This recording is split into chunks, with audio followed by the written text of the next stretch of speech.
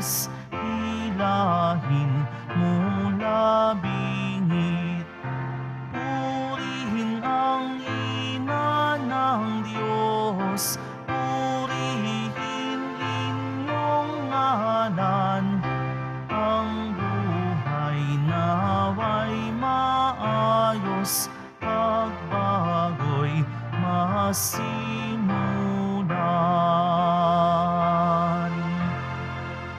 Sa ngalan ng Ama at ng Anak at ng Espiritu Santo, Amen. ang pagpapala ng ating Panginoon Jesucristo, ang pag-ibig ng Diyos Ama, at ang pakikipagkaisa ng Espiritu Santo naway suma inyong lahat. At sumaiyo rin. Ngayon po ay Lunes sa unang linggo ng kapanahunan ng Adbyento at ngayon din ang unang araw ng ating paglunobinaryo para sa nalalapit na dakilang kapistahan ng Inmaculada Concepcion, ang kalinis-linisang paglilihi sa mahal na Birheng Maria. Mga kapatid, aminin po natin ating mga kasalanan upang tayo maging marapat gumanap sa banal na pagdiriwang.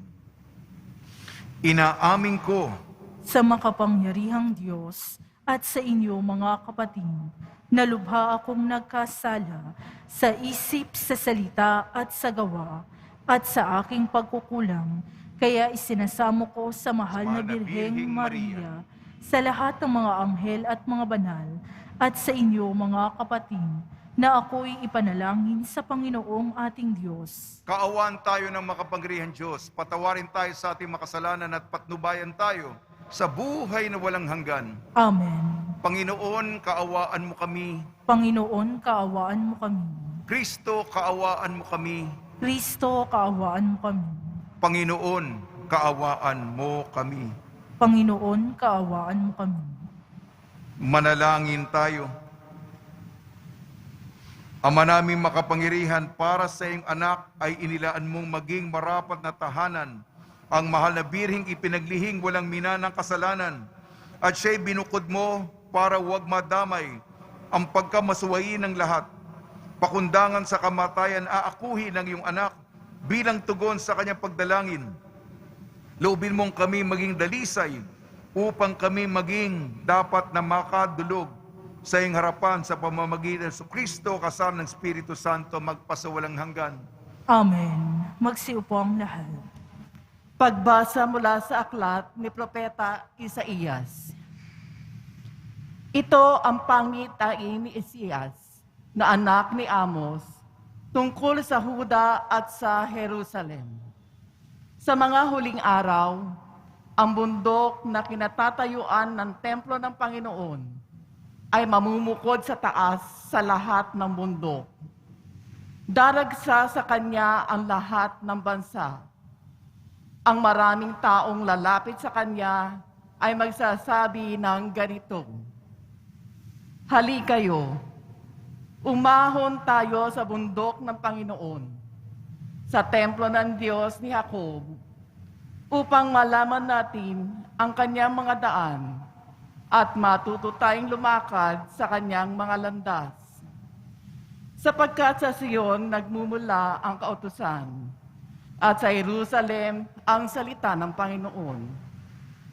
Siya ang mamamagitan sa mga bansa at magpapairal ng kapayapaan. Kung magkagayon, gagawin na nilang sudsod ang kanilang mga tabak at karit ang kanilang mga sibat. Wala na magsasanay sa pakikibaka at mawawala na ang mga digmaan. Halina kayo, sambahayan ni Jacob, at tayo lumakad sa liwanag ng Panginoon." Ang salita ng Diyos. Salamat sa Diyos. Masaya tayong papasok sa tahanan ng Poong Diyos. Masaya tayong papasok sa tahanan ng Poong Diyos. Ako ay nagalak sa sabing ganito, "Sa bahay ng Poon ay pumasok tayo. Sama-sama kami matapos sapitin ang pintuang lungsod nitong Jerusalem." Masaya tayong papasok sa tahanan ng Poong Diyos. Yaong Jerusalem, kay ganda ng anyo. Maganda ang ayos ng muling matayo.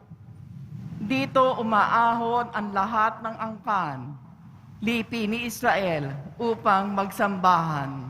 Masaya tayong papasok sa tahanan ng poong Diyos. Ang hangad, ang puon ay pasalamatan, pagkat ito'y utos na dapat gampanan. Doon din naroon ang mga hukuman, at trono ng haring hahatol sa tanan. Masaya tayong papasok sa tahanan ng poong Diyos. Ang kapayapaan nitong Jerusalem, sikaping ang puon yaoy idalangin. Ang nangagpamahal sa iyo'y pagpalain, pumayapa nawa ang banal na bayan, at ang palasyo mo ay maging tiwasay. Masaya tayong papasok sa tahanan ng poong Diyos. Dahilan sa aking kasama't katoto, sa iyo, Jerusalem, ang sabi ko'y ito, ang kapayapa ay laging sumaiyo. Dahilan sa templo ng poon, ating Diyos, ang aking dalangi, umunlad kang lubos. Masaya tayong papasok sa tahanan ng poong Diyos. Magsitayo po ang lahat.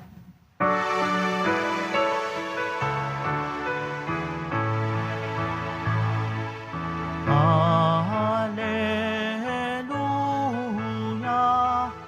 alleluia,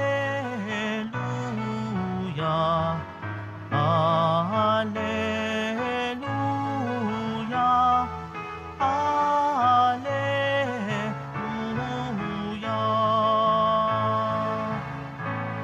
Halina't kami sagipin, Panginoong Diyos namin, manunubos na maningning. Alleluia, alleluia, alleluia, alleluia. Sumainyo ang Panginoon. At sumaiyo rin. Ang mabuting balita ng Panginoon ayon kay San Mateo. Papuri sa iyo, Panginoon. Nung panahong iyon, pagpasok ni Jesus sa Capernaum, lumapit ang isang kapitang Romano at nakiusap sa kanya, Ginoo, ang alipin ko po'y naparalisis. Siya'y nararatay sa amin at lubhang nahihirapan. Paroroon ako at pagagalingin siya, sabi ni Panginoon ni Jesus. Ngunit sumagot sa kanyang kapitan, Ginoo, hindi po ako karapat-dapat na puntahan pa ninyo sa aking bahay. Sabihin po lamang ninyo at gagaling na ang aking alipin. Ako'y nasa ilalim ng mga nakatataas na pinuno at ako naman ay may nasasakupang mga kawal. Kung sasabihin ko sa isa, humayo ka, siya'y humahayo. At sa iba, halika at siya'y lumalapit. At sa aking alipin, gawin mo ito at ginagawa niya. Namangha si Jesus nang marinig ito at sinabi niya sa mga taong sumusunod sa kanya, sinasabi ko sa inyo na hindi nakatagpo kahit sa Israel ng ganitong kalaking pananalig. Tandaan ninyo, marami ang darating buhat sa silangan at kanluran at dudulog sa hapag na kasalo ni na Abraham, Isaac at Jacob sa kaharian ng langit. Ang mabuting balita ng Panginoon. Pinupuri ka namin, Panginoong Heso Kristo. Magsiupo ang lahat. Binabati po namin kayo sa pagpapala, pagbibindisyon, pagbibiyaya, pagkakalob ng napakaraming grasya mula sa ating Nuestro Padre Jesus Nazareno. Naghahanda po tayo para sa solemnidad ng Inmaculada Concepcion. Misa pong nobinaryo ito para sa dakilang kapistahan, unang misang nobinaryo para sa dakilang kapistahan ng kalinis-linisang paglilihim sa mahal na Birheng Maria. Ang Diyos, upang dumating, masilang ang mananakop. Naghanap siya. Sapagkat ang Diyos ay magkakatawan tao, isang napakalinis na behikulo. Isang nilalang na puro at dalisay. Walang bahid dungis. Kaya nga, saan maninirahan? Saan tutuloy? Sino mag-aalaga? Sino magkakarga? Sa berbo, sa salita na magkakatawan tao. Kaya napili nga, nahira nga ang mahal na Birhing Maria at sa dakilang karunungan ng Diyos, siya'y ipinanglihing walang dungis, walang kasalanan. Kalinis-linisang paglilihi kay Maria. Tayo po'y makakapasok sa langit ng malinis. Walang lugar doon ang madumi. Tayo, mga Pilipino, ayaw natin masamang amoy, masangsang, mabantot.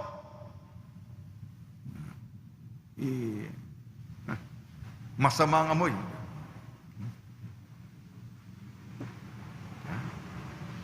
At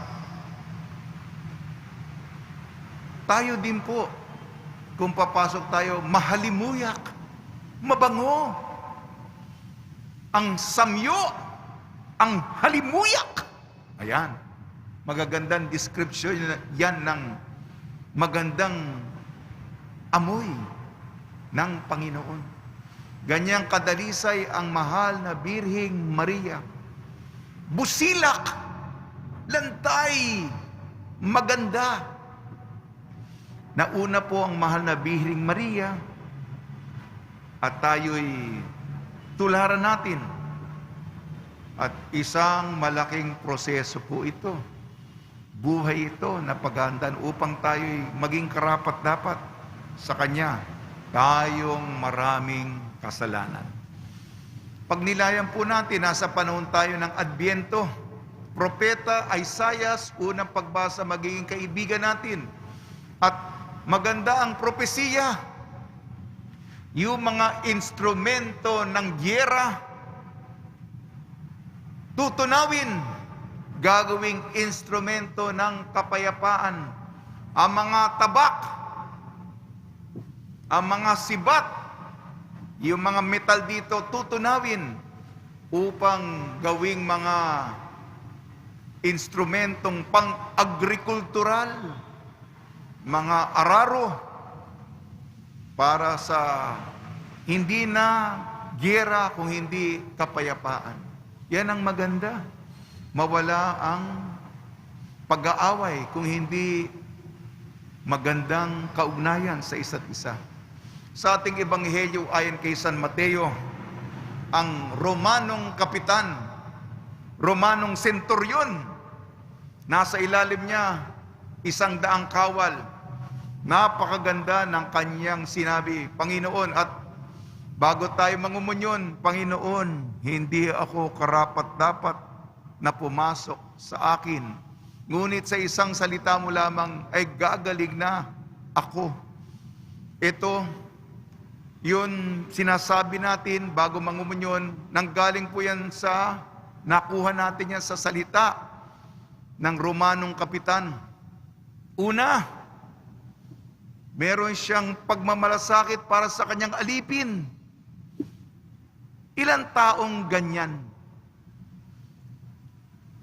Meron ba mga boss sa inyong pinagtatrabahuan? Ang aking empleyado may problema. Bala ka na sa sick leave mo. Dapat kunin mo sa sweldo mo yan. Diba? Ganyan ngayon eh. Sino? Hindi ba siya'y kapitan? Meron siya nasa ilalim niya? 100 kawal? Yung iba, sino ang ganong may pananaw na may pagmamalasakit at pagmamahal? At alam niya si Jesus. Kilala niya si Jesus, nagpapagaling. nakiusap siya. Una, pagmamalasakit sa mga taong nasa ilalim sa kanya. Pangalawa, meron siyang magandang reputasyon. Kasi nakiusap siya sa mga Hudyo, hindi sa Hudyo. Guro, tumulong siya sa pagpapagawa ng ating sinagoga. Kahit iba ang kanyang kultura, iba ang kanyang pananaw, ginagalang niya, meron siyang magandang pangalan. May kredibilidad siya.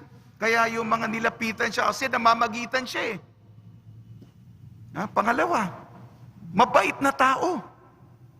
Bukod dun sa alipin niya, yung mga taong kaiba niya, katulad natin, tinutulungan lang natin yung mga kasama natin, pero yung mga hindi nating kauri, mga kalaban yan, wala akong paki sa kanila.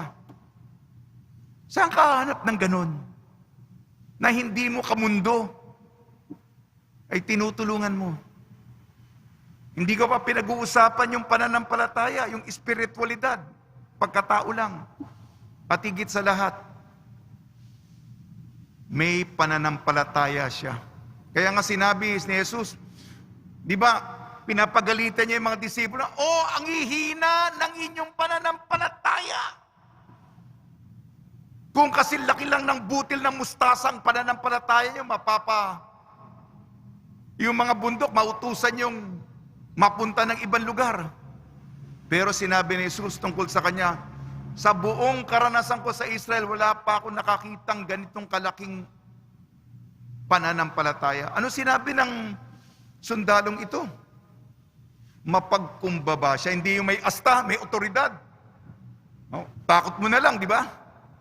Ang sabi niya, may mga taong nasa taas ko, may mga taong nasa ilalim ko. Di mapagkumbaba.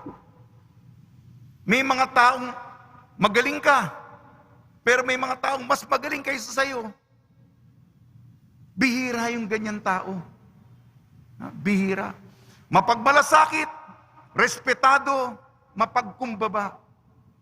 Karamihan sa atin, mayayabang, walang pakialam, at tinutulungan lang natin yung kaangka natin. Hindi po ba? Yan, sige po. Isa na lang po. Meron pong Omicron variant. Nako.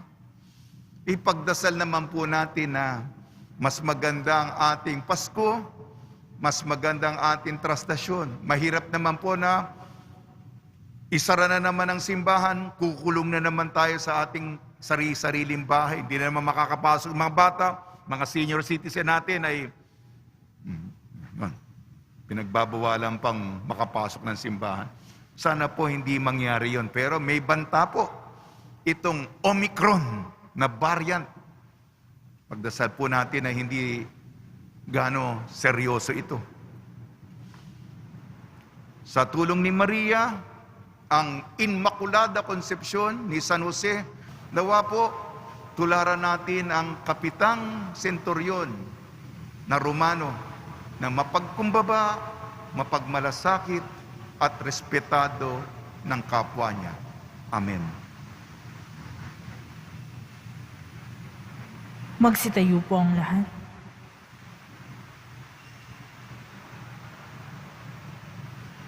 Minamahal kong mga kapatid, sa pagpasok natin sa panahon ng Adbyento, idalangin natin ng buong puso sa Diyos na ating Ama, ng pagkakataong ito ay maging bagong simula ng biyaya at magbunga ng kapakinabangan para sa atin. Tugon po natin, Diyos ng awa, dinggin mo ang aming panalangin. Diyos ng awa, dinggin mo ang aming panalangin. Ang mga naglilingkod sa simbahan, naway makapaghatid ng liwanag ng Ebanghelyo sa buong sangkatauhan. Manalangin tayo. Diyos ng awa, dinggin mo ang aming panalangin.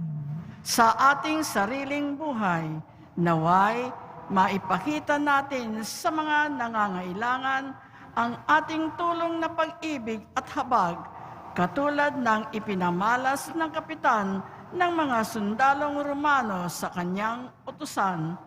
Manalangin tayo. Diyos ng awa, dinggin mo ang aming panalangin. Atin nawang unawain at tanggapin ang mga taong iba ang lahi at pananampalataya kaysa sa atin. Manalangin tayo. Diyos ng awa, dinggin mo ang aming panalangin. Sa kanilang pagdurusa, ang mga matatanda, mga nangungulila at mga may sakit, naway paginhawain ng pag-ibig ng Diyos. Manalangin tayo. Diyos ng awa, dinggin mo ang aming panalangin. Ang mga kapatid nating namayapa na, naway makatagpo ang Panginoon na pinananabikan nilang makapiling. Manalangin tayo. Diyos ng awa, dinggin mo ang aming panalangin. Ama naming Diyos, tulungan mo kaming lumago sa pagkamahabagin at makapagbigay ng pag-asa sa lahat ng nakakadaupalag namin. Ilapit nawa kami ng panahong ito ng Adbyento sa iyo at sa isa't isa habang masaya naming hinihintay na may buong pag-asa ang pagdating ng iyong anak, ang aming tagapagligtas na si Jesucristo na aming Panginoon. Amen. Magsiupo ang lahat.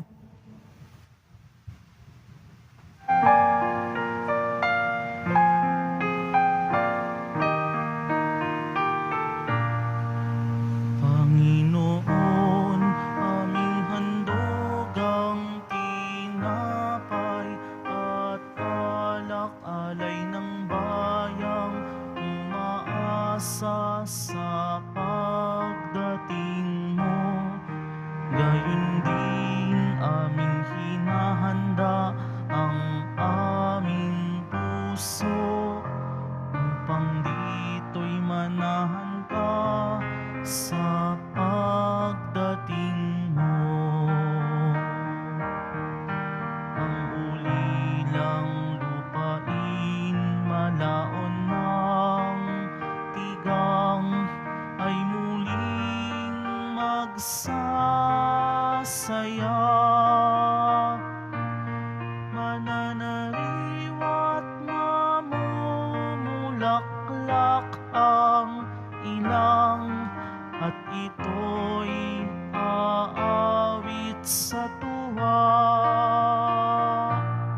Panginoon, aming handog ang tinapay at alak-alay ng bayang umaasa sa pagdating mo. Gayon din aming hinahanda ang aming puso upang dito'y manahan ka sa pagdating mo. Magsitayo po ang lahat. Manalangin kayo mga kapatid upang ang ating paghahain ay kalugdan ng Diyos amang makapangyarihan. Tanggapin nawa ng Panginoon itong paghahain sa iyong mga kamay, sa kapurihan niya at karangalan, sa ating kapakinabangan at sa buong sambayanang banal. Ama namin lumikha ang handog na nagliligtas ay aming inihahain sa iyong dambana bilang paghahanda sa dakilang kapistahan ng kalinis-linisang paglilihi ng mahal na Birheng Maria. Tanggapin mo ito at ipagkaloob mo pakundangan sa niyang kahilingan na katulad ng pagkasagib mo sa kanya sa pagkasangkot sa pagsuway ng tanan. Kaming mga sumasampalataya sa iyong kaloob sa kanya ay mahango sa tanang kasalanan. Inilulog namin ito sa pamamagitan sa Kristo kasama ng Espiritu Santo magpasawalang hanggan. Amen. Sumainyo ang Panginoon. At sumaiyon. Itaas sa Diyos ang iyong puso at diwa. Itinaas na namin sa Panginoon. Pasalamatan natin ang Panginoong ating Diyos. Marapat na siya ay pasalamatan. Ama naming makapangyarihan, tunay nga marapat na ikaw ay aming pasalamatan. Hindi mo itinulot, masangkot sa dating pagsuway ang mahal na Birheng kabanal-banalan sa iyong lubos na kinalulugdan upang sa anak mo'y siya ang magluwal. Sa kanya mababanaag ang sambayanang kabiyak na dalisay at walang bahid kataksilan. Laang magbigay ng puspos kalinisan sa mga nananabik sa anak mong mahal, ng korderong nag-aali sa aming kasalanan. Ang mahal na Birheng ay iyong inilaang maging katuwang at huwaran sa katapatan. Kaya kaisa ng mga anghel na nagsisiawit ng papuri sa iyo nang walang humpay sa kalangitan, kami nagbubunyi sa iyong kadakilaan. Banal ka poong may kapal, banal ang iyong pangalan, banal ang iyong kaharian. Langit lupa'y nagpupugay sa iyong kadakilaan. Dinarakilan ng lahat ang naparito mong anak, na siyang nagmulat sa bulag, sa pilay ay nagpalakad, at nakiramay sa lahat. Magsilod po ang lahat. Ama namin banal, ikaw ang bukal ng tanang kabanalan, kaya sa pamamagitan ng Espiritu, gawin mong banal ang mga kaloob na ito, upang para sa amin maging katawan at dugo ng aming Panginoong Jesucristo. Bago niya pinagtiis ang kusang loob na maging handog, hinawakan niya ang tinapay, pinasalamatan kanya, pinaghati-hati niya yon, iniabot sa kanyang malagad at sinabi, tanggapin ninyong lahat ito't kanin, ito ang aking katawan na ihahandog para sa inyo.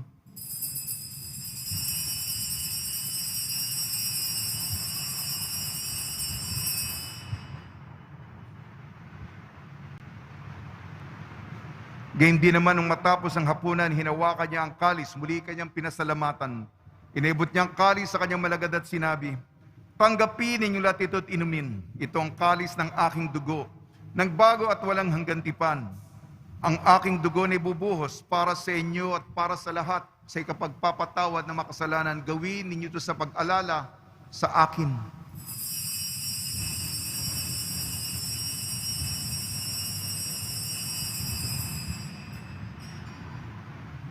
Magsitayo po ang lahat. Ipagbunyi natin ang misteryo ng pananampalataya. Si Kristo ay gunitain, sarili ay inihain. Bilang pagkait inumin, pinagsasaluan natin hanggang sa siya'y dumating. Ama, ginagawa namin ngayon ang pag-alala sa pagkamatay at muling pagkabuhay ng iyong anak. Kaya tinialay namin sa iyong tinapay na nagbibigay buhay at ang kalis na nagkakaloob ng kaligtasan. Kami nagpapasalamat dahil kami minarapat na tumayo sa harap mo para maglingkod sa iyo. Isinasamo namin kami magsasalo-salo sa katawan at dugo ni Kristo ay mabuklod sa pagkakaisa sa pamamagitan ng Espiritu Santo. Ama, lingapin mo yung simbahang laganap sa buong daigdig. Puspusin mo kami sa pag-ibig kaysa ni Francisco na aming Papa at ni Jose na aming Obispo at ng Tanang Kaprian. Alalahanin mo rin ang mga kapatid namin na himlay na may pag-asang sila'y muling mabubuhay, gayon din ang lahat ng mga pumanaw. Pagdasal po natin ang lahat ng mga yumao sa kapanahunan ng pandemya. Kaawan mo sila at patuloyin sa iyong kaliwanagan. Kaawan mo at pagdapating kami lahat na makasalo sa iyong buhay na walang wakas, kaysa ng mahal na Birhing Maria na Ina ng Diyos, ang Immaculada Concepcion, ng kabiyak na puso niyang si San Jose, kaysa ng mga apostol, San Aloysius Gonzaga, San Sebastian, San Lazaro, San Roque, San Juan Bautista at ang lahat ng mga banal, pinamuhay dito sa daigdig ng kalugod-lugod sa iyo. May pagdiwang nawa namin ang pagpupuri sa ikararangal mo sa pamamagitan ng anak na aming Panginoong Jesucristo. Sa pamamagitan ni Kristo, kasama niya at sa Kanya ang lahat ng parangal at papuri ay sa iyo, Diyos amang makapangyarihan, kasama ng Espiritu Santo, magpasawalang hanggan.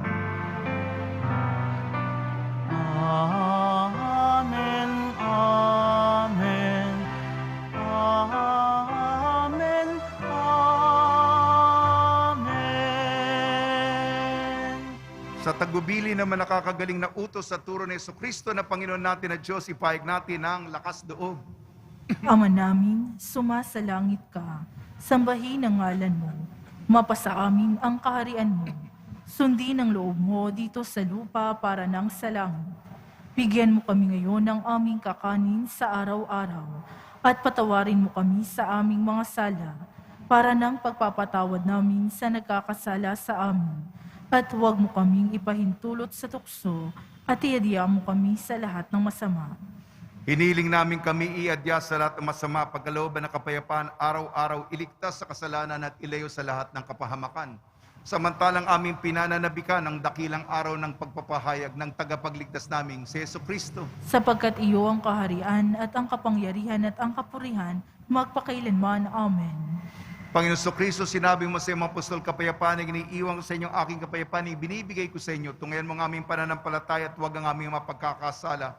At pagkalooban mo kami ng kapayapaan at pagkakaisahin sa iyong kalooban, kasama ng Espiritu Santo, magpasawalang hanggan. Amen. Mga kapatid, mga kaibigan, sumunyo po ang kapayapaan ng ating Panginoon. At sumaiyo rin. Magbigayan po tayo ng kapayapaan sa isa't isa. Kordero ng Diyos na nag-aalis ng mga kasalanan ng sanlibutan, maawa ka sa amin. Kordero ng Diyos na nag-aalis ng mga kasalanan ng sanlibutan, maawa ka sa amin. Kordero ng Diyos na nag-aalis ng mga kasalanan ng sanlibutan, ipagkaloob mo sa amin ang kapayapaan. Magsilod po ang lahat.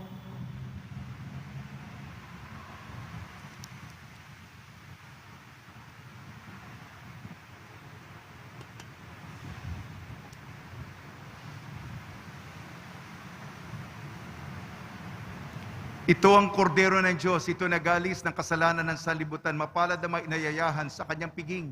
Panginoon, hindi ako karapat-dapat na magpatuloy sa iyo, ngunit sa isang salita mo lamang ay gagaling na ako.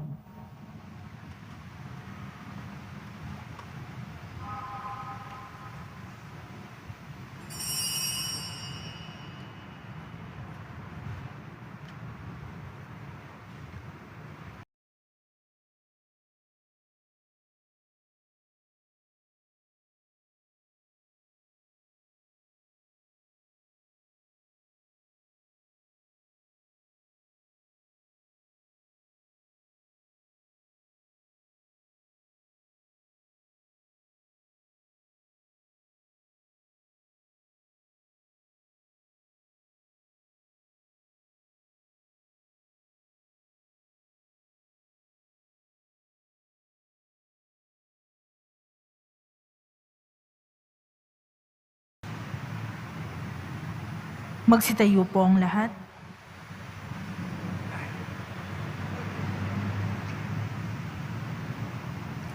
Manalangin tayo. Ama namin mapagmahal, ang tinanggap namin ngayong banal na pakikinabang ay lumunas nawa sa mga sugat na likha ng kasalanan na di mo itinulot manahi ng mahal na bihing mahal na ipinanglihing may tanging kadalisayan sa pamamagitan sa Kristo kasama ng Espiritu Santo magpasawalang hanggan. Amen. Mainyo ang Panginoon. At sumaiyo rin. Magsiyuko kayo habang iginagawad ng pagbabasbas. Pagpalain nawa kayo ng Diyos na sa pagsilang ng anak niya mula sa mahal na birhen ay nagatid sa daigdig ng katubusang walang hanggan. Amen. Pasiglahin nawa kayo sa malasakit ng mahal na birhen na siyang nagbigay sa inyo ng tagapagatid sa daigdig ng katubusang walang hanggan. Amen. Puspusin nawa ng kagalakan ng Espiritu Santo ang mga nagdiriwang sa pagpaparangal sa mahal na Birhen, Maria, upang sa ganitong diwa kayo ay sumapit sa kalangitan na siyang tahanan ng tanan, magpasawalang hanggan. Amen. At pagpalain kayo ng makapangyarihan Diyos, Ama, Anak at Espiritu Santo. Amen. Paglayin po niyo sa inyong pag-alis ang kapayapaan ni Jesucristo. Salamat sa Diyos.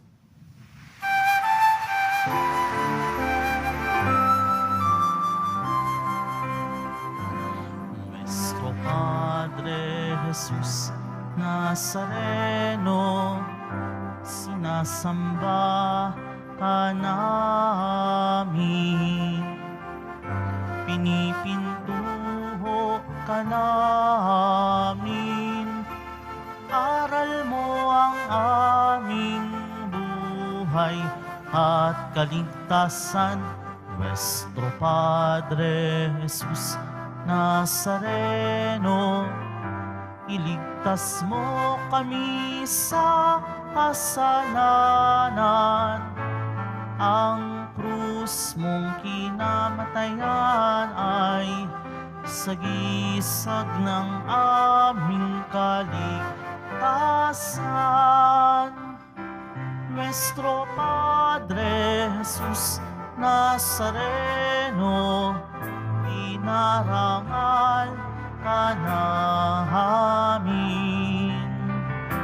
Nuestro Padre Jesus Nazareno, nilulwalhati ka namin. Nuestro Padre Jesus Nazareno, dinarangal ka namin. Nuestro Padre Jesus Nazareno, nilulwalhati ka namin. Magsiupo muna po ang lahat.